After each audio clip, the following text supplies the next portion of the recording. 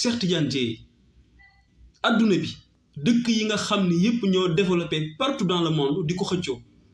kenn ku ci ne di xëccu di def say pexe ngir mu ñëw sa réew ngir yëg nga ni bu ñëwee ni muy tëgg sa koom-koom li mu la mën a apporter ci ay solution li mu la mën a apporter ci ay xam-xam li mu la mën a tëggal ci loo xam ne jariñ sa askan may la nga mën a raw sa moroomu réew waral na gàtt fi may wax ak yéen lu mot juróom-ñaar fukki réew ci àdduna bi je dis bien